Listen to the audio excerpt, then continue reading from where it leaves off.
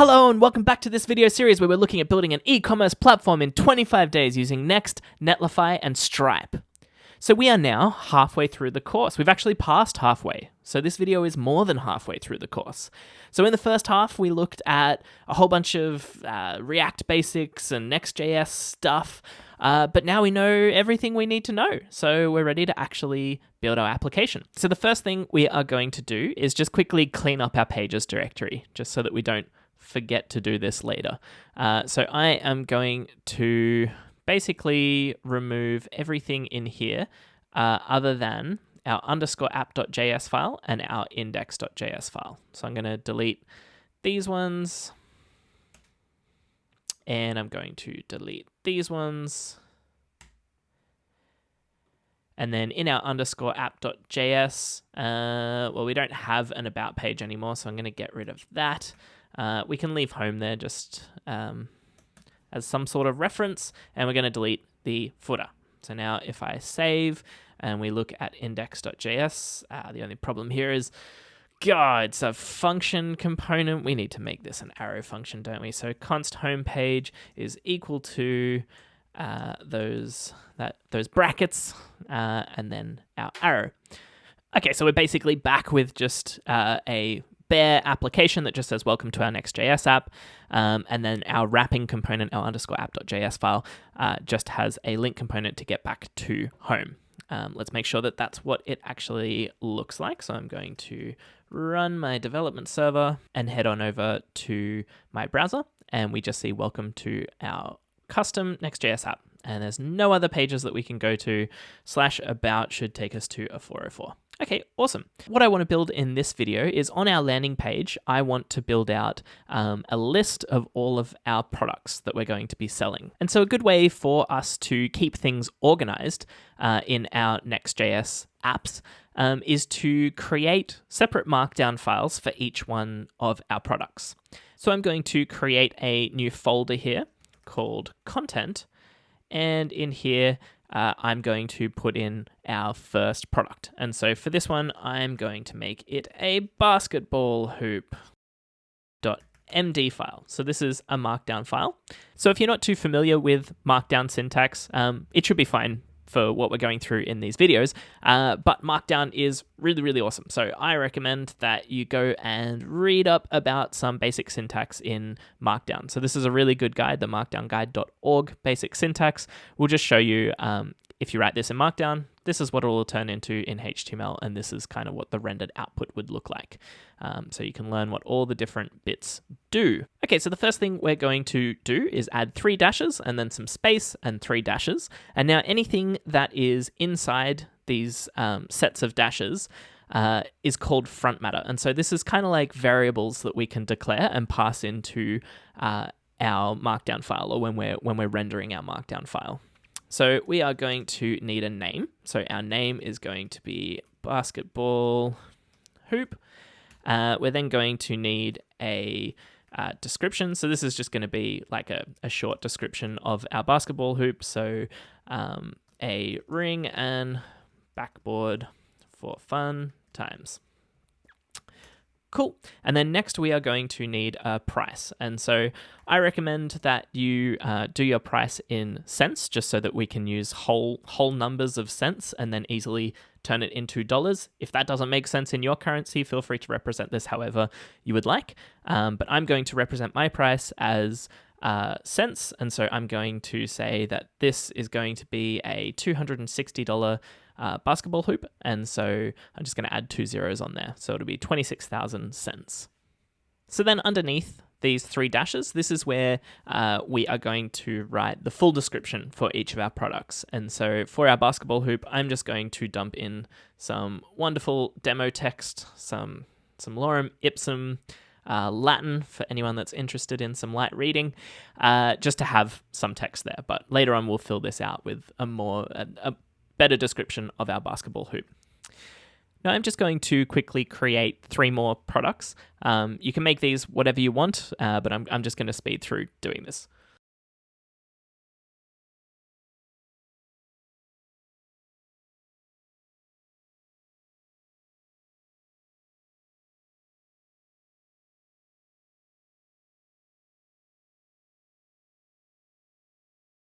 Okay, great. So now I have my basketball hoop, I have my turntables, I have my cooking classes, and I have my Pokemon Blue cartridge.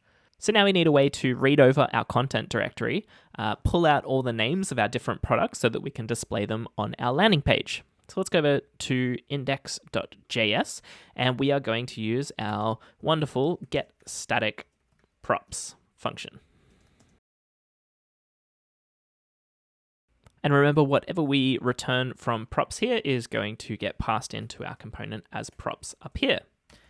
So let's just set up a console log for our props for the future. So now inside our getStaticProps function, we want to read this directory. And so we can do that using something called the file system package.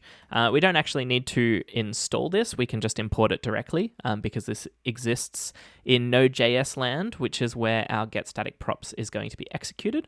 So we can say import fs from fs. Okay, so back down here in our getStaticProps function, we want to declare a new variable for our directory. So where are we actually going to get this information? We're going to use backticks here because we want to use something called string interpolation, which is this weird $ bracket bracket, which just allows us to run some JavaScript inside a string, and then we get a string value back from that, and it will replace this part here within that string. That might sound a little bit confusing, but what we are going to do is call process.cwd, and then this is a function that's going to go off and work out where our application or where our build process is currently running. So if this is running in Netlify land, if we're building a new version of our production website, this will magically return the file system there or the directory in that in prod land. And if this is running on our local machine, then it will return us the directory that we're currently in for our project. So we want to go to there, which will give us this root directory, and then we want to go into /content. So this is the folder that we want to read all of the files from. And so then let's read those files. So we want to say const file names is equal to fs.read dir sync. Sync. So this is how we read a directory on our file system. So we would just want to pass it that directory. And then if we just console log out our file names, we can see what is there. And we also forgot to actually export out our new getStaticProps function. So you might think because we're console logging this out here that we should head over to our application and open up the console. But this is actually happening at index line 4, and we're printing out an empty object. So line 4 is actually up here where we are console logging out our props. So because we haven't passed any props in, we're getting an empty object. So where is this console log? So as I mentioned in a previous video, this getStaticProps function is something that next.js looks for and runs when we're actually building our application. So when we're building a new version of our next.js app. And so this console log isn't actually going to happen in the browser, it's going to happen in our terminal. So you'll see here, this is our array of the different files that were inside that folder. So our basketball hoop, cooking classes, Pokemon Blue, and turntables. So what we're probably going to want to do is read each of those files so that we can get to this front matter here and get a nice formatted version of our name, which is what we're going to display on our web page. So now that we have each of our file names, we're going to map over each file name, and then we're going to do something. And remember that our map returns us a new array, and so we want to assign that to something. So we're going to declare a new variable called products, and so this is going to be an array of whatever we return from inside our map. Okay, so we might want to break this up into 3 things that we want to do here. We want to read the file from our file system. We then want to pull out our front matter at the top so that we get access to our product name. And then we want to return the formatted name, so we want to return our product name, but we also want to return what's called a slug. And so this is going to be the page that we want to navigate to for the more information about each of our products. So we'll have our list of products in index.js, and then we'll have a page for each one of our individual products. So to get there, we're going to use a slug, which we'll look at in a second. Okay, so let's do this first step. So we're going to declare a new variable called file content, and that is going to be equal to fs.read file sync. Sorry, these things keep popping up in the array. Read file sync. So this is different to up here where we did read dir sync. That was when we were reading a full directory. This is just reading one file. So we need to tell it which file we actually want to read. So this is going to be made up of our directory and then our actual file name. And so we're going to use string interpolation here again to say, all right, we want to sub this out for our directory. And then we want to go / and then into our actual file name. Okay, and then this is going to give us the actual file, whereas we only care about the content within the file. And so if we chain on a .toString method here, that's going to read that file from the directory, and then it's going to turn the content of that file into one big string. So let's console log out what our file content looks like at this point. And again, because we're in getStaticProps, this is going to happen on the server side, so in terminal.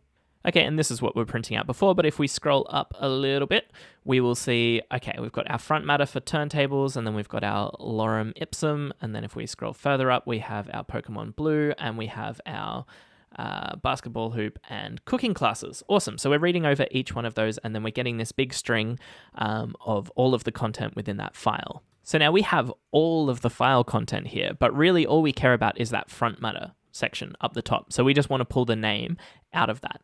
And in order to do that, we're going to need to install another library. So I'm going to head back over to my terminal. I'm going to quit this process that's running, and I'm going to say npm I to install a new package. And the name of this package is gray-matter. And then remember to run your server again, and then back up at the top of this file, we can import that package. So we're going to import matter from gray-matter.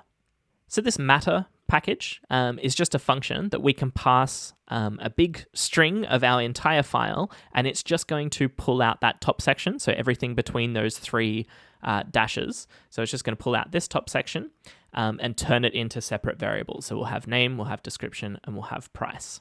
So if we come back down to our getStaticProps here, the way that we pull out our different variables from that front matter is we say const, and then we destructure off data, because when we call matter, we get back data, and we also get back, I think, content, which is the rest of the file. So this data is going to be the front matter at the top. That's all of those variables, and we need to tell it where to get that from. So that's going to be file content. And now if we console log out our data, and also just get rid of that other console log so it's not confusing us in the terminal, we will see just that front matter printed out. So we have each of these variables for name, description, and price. Okay, so we're probably going to want to return all of that front matter data from this map, because that's going to turn into products, and we care about our name, our description, and our price. That's what we're going to display in our component. However, that doesn't help us out with this slug. So to give you an idea of like what a slug actually is, if we went to, like, let's just say coolsite.com, our cool site, and then we wanted to look at a particular product, we would probably go to /products/ let's say basketball hoop. So because this is a URL, we can't have a space here, because that doesn't make sense. So we need a dashified version of our product to be able to kind of construct our URL. So the slug is just this unique part of our URL. So /product/ whatever our product is. Now you see that this basketball -hoop is pretty similar to the name of our actual file. So basketball-hoop.md, but we have this md on the end. So in order to construct our slug, we could say const slug is equal to, and then we could take the full file name, which is this basketball-hoop.md, and we could just replace the value .md with an empty string. So this is essentially going to strip off the .md. So then we'll just have basketball-hoop. And then we can construct a full product out of all of the data. So this is called a spread operator where we do ... So if this is inside the construction of a new object, it's going to spread out all of the values that are in data. So remember, data had name, it had description, and it had price. So essentially those values are going to be spread into this product variable. And then we can extend that with our slug. So if we didn't have our slug here, if we just said const product is equal to a new a new object, and we spread the values from data in there, then data and product are going to be essentially identical. Like they're both going to contain the name, the description, and the price. But when we spread those values into a new array, we can add additional values there. So we can say we also want to set the slug to be this slug here. So that file name without the .md on the end. And when you're constructing an object in JavaScript land, if your key is the same as the variable name that you're trying to get the value from, you can get rid of the colon slug and just have the slug itself. So now if we were to console log out what our product looks like and get rid of this console log for data up here, go back to our terminal and scroll down, we should see we have cooking classes as our slug, and then Pokemon-Blue as our slug for Pokemon Blue, and turntables for our slug for turntables. So that's looking good. All we need to do is now add on the front of that /products/ and then whatever this is. So we can easily do that again with string interpolation. So we can add those backticks around this whole section, and then we can also wrap this in our $ curly brackets. And then in front of that file name, we want to say /products/ and then that file name without the markdown on the end. So now if we save and go back to our terminal, we should see Pokemon Blue, our description, our price, and then our slug, which is /products/ Pokemon-Blue. And then for turntables, /products/ turntables. Awesome. So that's working correctly. So now that is what we want to return from our map. So if we return our product, and if we get rid of this console log, and if you remember, we were inside this map here. So we're mapping over all of the file names. And then for each one of those, we're reading the file, pulling out those front matter values. We're then constructing a slug, building a new version of that product, and then that product is what we're returning from this map. So now products should be a big array of each of those individual products with all of their data and then that slug.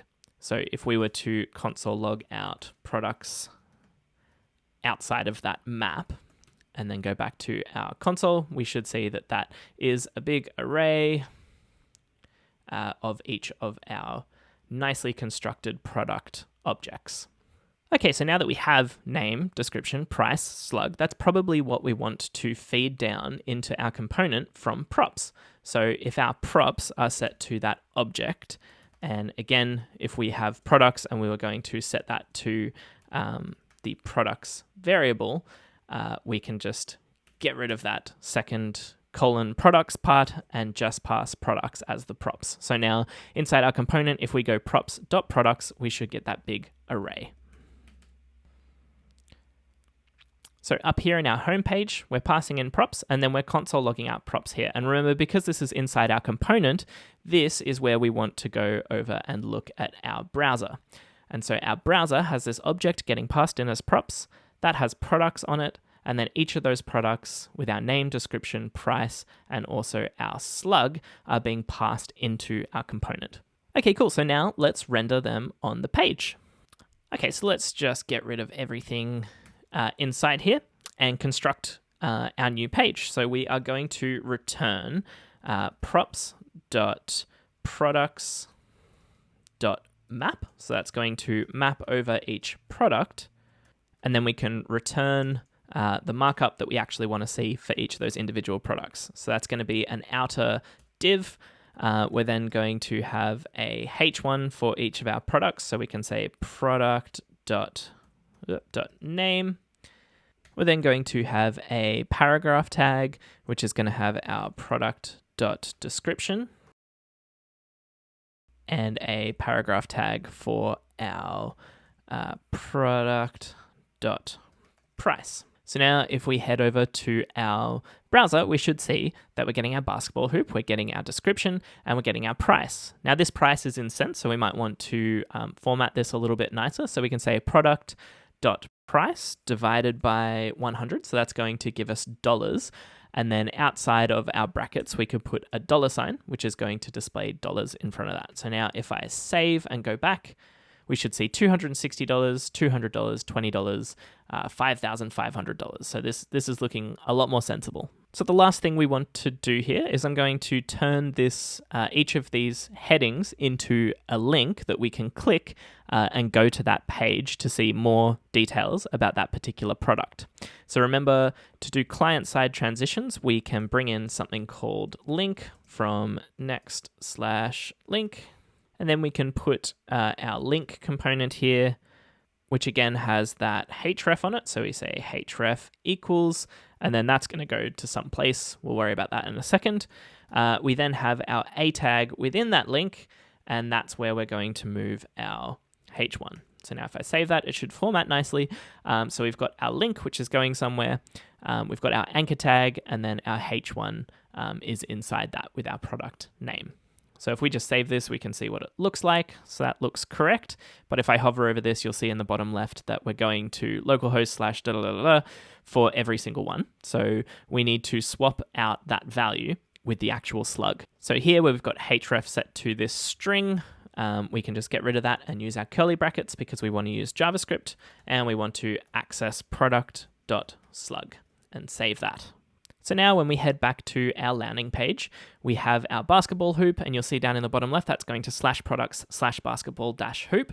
And then our cooking classes and our Pokemon Blue, they're all going to the right place. So you'll see that if I click any of these, then we're going to get a 404. And that's because we haven't actually built out the individual pages. Like we've built out our index page, but we haven't built out our /products/Pokemon-Blue or our /products/basketball hoop.